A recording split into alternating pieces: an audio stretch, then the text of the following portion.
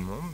Alors aujourd'hui, je voudrais réagir en fait sur un commentaire que j'avais laissé une fois sur Facebook sur une photo et où je disais que l'Islande pour moi était le pays, ou du moins l'un des pays d'Europe qui était le moins christianisé. Donc il m'a été rétorqué que l'Islande est restée, au contraire, est restée très chrétienne, très christianisée, que les gens sont extrêmement pieux, qui vont à l'église et tout ça. Alors il est vrai que sur le papier, l'Islande, avec ses 91% de chrétiens, dont l'immense majorité est protestant en plus, luthérien, avec une église qui n'est pas séparée de l'État non plus, donc c'est une religion d'État, une religion officielle. On peut se dire qu'il ne reste pas grand chose du paganisme. Mais il y a un mais. C'est qu'en Islande, déjà, la façon de pratiquer la religion est assez particulière. Déjà par rapport à la tolérance qu'ils ont par rapport aux autres religions. Puisque l'État, bien que officiellement chrétien, reconnaît un certain nombre de petites religions, dont l'Asatrúarfélagið, qui est l'association, ni plus ni moins, l'association Ásatrú islandaise, qui comporte aujourd'hui entre 3 et 4 000 membres, sur une population de 300 000, un peu plus de 300 000 personnes, ça fait quand même 1% de la population, donc c'est quand même assez un groupe religieux qui commence à avoir un certain poids.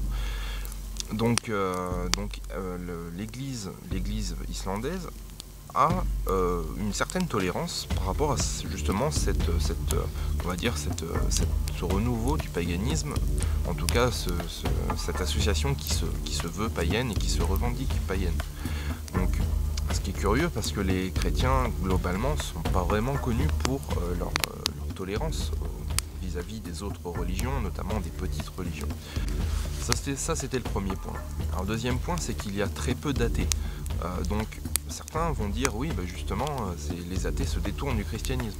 Oui, mais les athées ne se tournent pas forcément vers une autre forme de spiritualité. Tandis que les gens qui restent pieux, qui restent assez croyants, malgré tout, ils entretiennent une certaine culture, une certaine tradition aussi, qui est empreinte de paganisme. Dans le christianisme islandais, c'est ce qu'on va voir dans le troisième point. Donc au final, ils entretiennent une volonté spirituelle, une recherche spirituelle, et ils entretiennent des coutumes à vocation spirituelle. Donc quelque part, ils sont quand même plus proches, pour moi en tout cas, des païens que des athées. Alors certains athées ont une volonté spirituelle, je ne dis pas le contraire, mais pour la plupart, il est vrai qu'en règle générale, s'ils se détournent des religions, c'est pour se tourner vers justement une existence un peu plus matérialiste.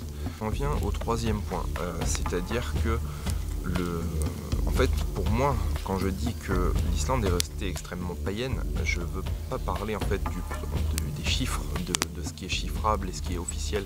Je veux parler en fait du niveau de survivance. Je mets dans les yeux. Donc voilà, je ne veux pas parler de chiffres ou vraiment de données officielles de gens qui se revendiquent du paganisme. Je veux parler vraiment du niveau de survivance de croyances païennes dans le folklore populaire, y compris le folklore populaire chrétien.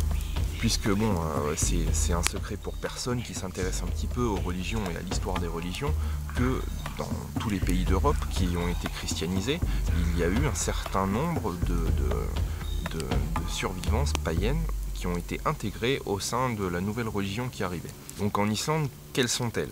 Alors déjà, comme partout ailleurs, on a bien sûr les fêtes chrétiennes, les principales fêtes qui, comme je pense que vous le savez tous, plus ou moins, que toutes les fêtes chrétiennes sont en fait calquées sur un ancien calendrier de fêtes qui est purement païen. Mais il y a un petit plus, c'est qu'en Islande, ils fêtent encore de nos jours le solstice d'été, le 21 juin. Et ça, c'est à peu près un des seuls pays en Europe à avoir conservé cette fête lors du solstice d'été.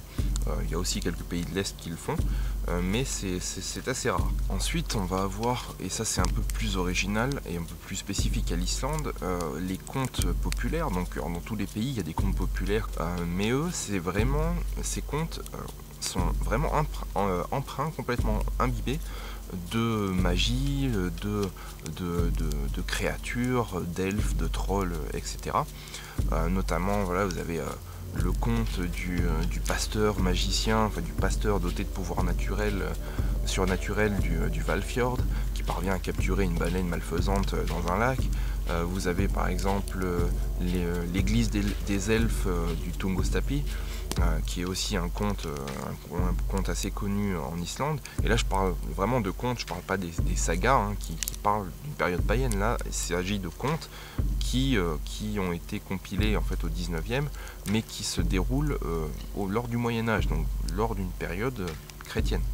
Vous avez également par exemple les runes qui ont été employées à des fins magiques durant tout le Moyen-Âge, et sachant qu'aussi le fait qui est assez exceptionnel, c'est que la magie chez les chrétiens au Moyen-Âge en Islande n'était pas considérée comme quelque chose de diabolique ou maléfique, c'était quelque chose de normal que certaines personnes possédaient, y compris des hommes d'église d'ailleurs, comme dans le conte dont j'ai parlé tout à l'heure. Ensuite, on va avoir, et là c'est le principal point, c'est le folklore, c'est-à-dire toutes les croyances populaires qui remontent à des temps très anciens. Et en Islande, vous avez peut-être entendu parler du Huldufolk. Ça veut dire le peuple caché. Donc il s'agit en fait des elfes, des trolls, des nains et toutes ces petites créatures qui sont bien connues en fait dans les récits et les contes païens, mais qui sont relativement absents du folklore populaire, ou alors qui sont vraiment très marginaux dans le folklore populaire des autres pays d'Europe.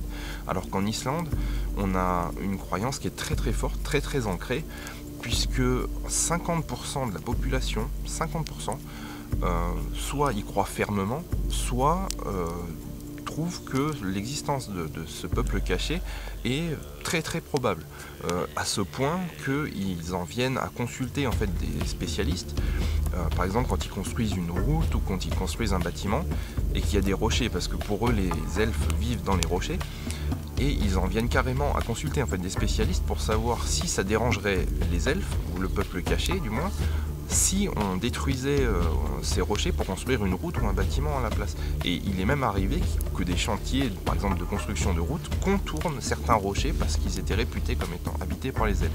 Et ça, c'est vraiment absolument unique en Europe. Comment en fait toutes ces croyances païennes, elles ont réussi à survivre à la période chrétienne, et notamment à l'adoption du protestantisme, parce que si le catholicisme a tendance à être assez imprégné de paganisme, le protestantisme c'était une volonté de revenir aux textes bibliques, et dans les textes bibliques il n'y a aucune mention de fées ou d'elfes ou de créatures comme ça. Donc en général, tout ce folklore, dans les peuples en tout cas protestants, a été mis un petit peu de côté, et du moins a perdu beaucoup d'importance. En Islande, c'est pas le cas. Alors déjà, revenons à la base de la christianisation de l'Islande. C'est un des pays d'Europe où la christianisation s'est faite le plus doucement, avec le moins de violence. Puisque en fait déjà une bonne partie de la population islandaise qui était originaire d'Irlande et des îles britanniques était déjà chrétienne en arrivant en Islande. Donc pendant un certain temps, en fait, durant la colonisation, les chrétiens et les païens ont cohabité plus ou moins pacifiquement, avec quand même une majorité de païens. Ceci est dû au fait qu'en Islande, à cette époque-là, il n'y avait pas de village, il n'y avait pas de ville. Chacun avait sa ferme isolée, et donc chacun pratiquait en fait son culte dans son coin, et il n'y avait pas trop de problèmes. L'adoption du christianisme, la décision a été prise étant donné que le roi Olaf Tryggvason de Norvège commençait à avoir des vues sur l'Islande et voulait surtout imposer le christianisme en Islande comme il l'avait fait en Norvège. Sauf que les Islandais avaient très bien vu ce qui s'était passé en Norvège, les massacres et vraiment la christianisation par l'épée, et ne voulaient pas que le roi Olaf Tryggvason monte une expédition guerrière pour venir imposer le christianisme par l'épée dans leur île, d'autant qu'ils étaient dans un tel scénario, ils n'auraient bien sûr pas pu résister. Donc ils ont décidé d'adopter le christianisme comme religion officielle, mais dans un même temps, le paganisme n'a pas été interdit comme ça a été le cas dans d'autres pays en Europe. C'est simplement le culte public qui a été aboli, c'est-à-dire qu'il ne pouvait plus y avoir de célébration publique, mais le culte privé était autorisé. Donc il est probable que dans certaines familles, le culte païen se soit entretenu, se soit maintenu sur plusieurs générations, même après l'adoption du christianisme officiellement. Donc ça a favorisé en fait une transition très douce du paganisme vers le christianisme, et donc une forte absorption de folklore païen dans le christianisme. Autre chose, c'est que la christianisation s'est faite relativement tard. Donc la christianisation officielle, c'est en l'an 1000. Donc ça fait moins de 1000 ans aujourd'hui de christianisation de l'Islande. Ce qui fait que le folklore païen a un petit peu moins été édulcoré. Il a eu moins le temps en tout cas de se laisser influencer justement par des croyances chrétiennes.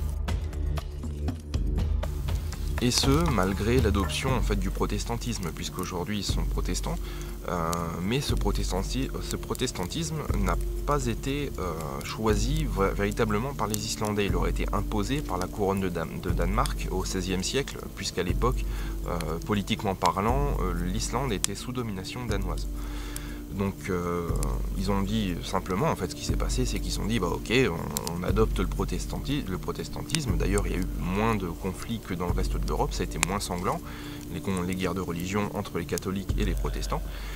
Et ils ont dit bah simplement voilà ok, on adopte le protestantisme, mais au final pas grand chose avait changé par rapport à avant, ils ont quand même conservé tout ce folklore et tout ça.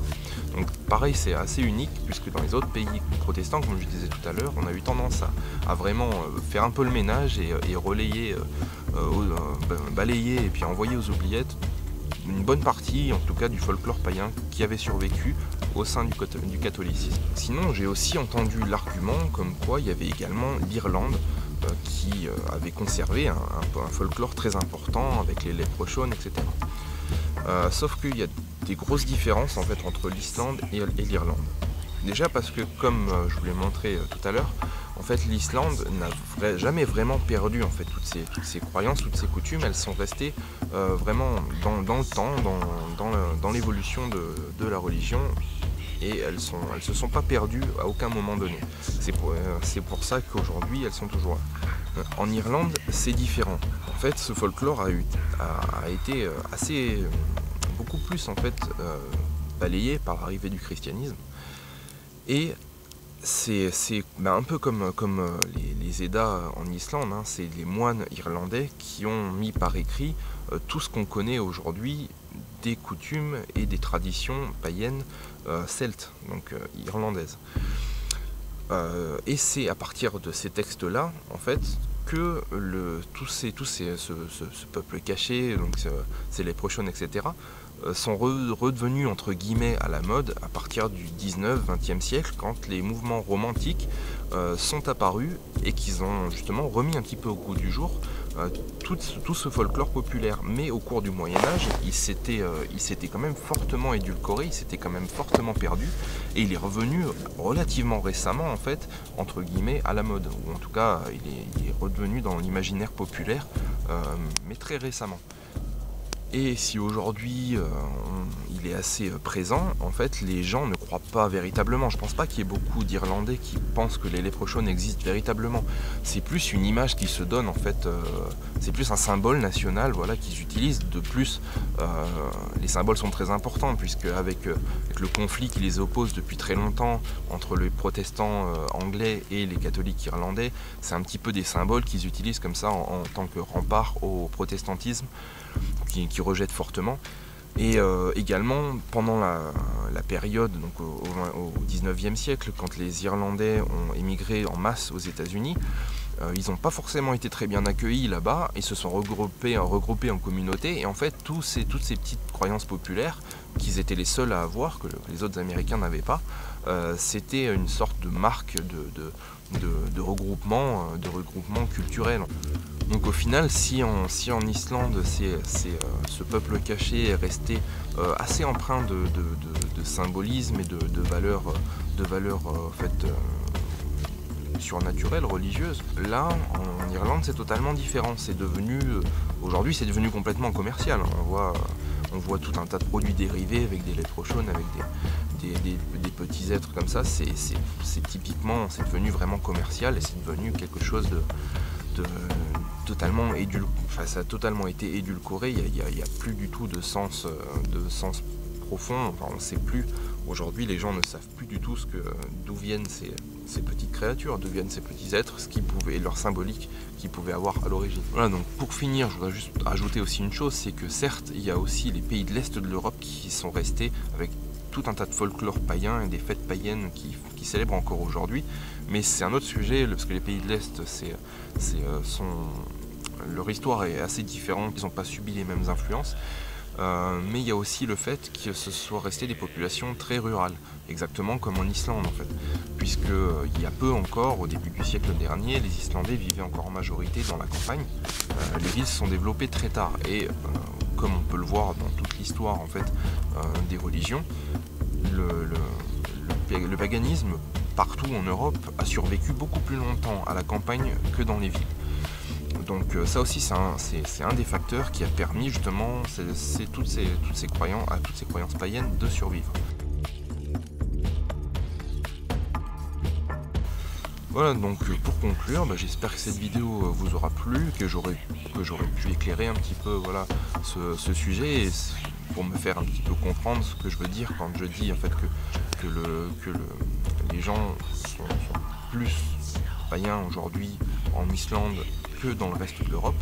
C'est parce que justement voilà, ils ont un folklore populaire qui est très très présent, qui est très ancré et auquel ils tiennent véritablement.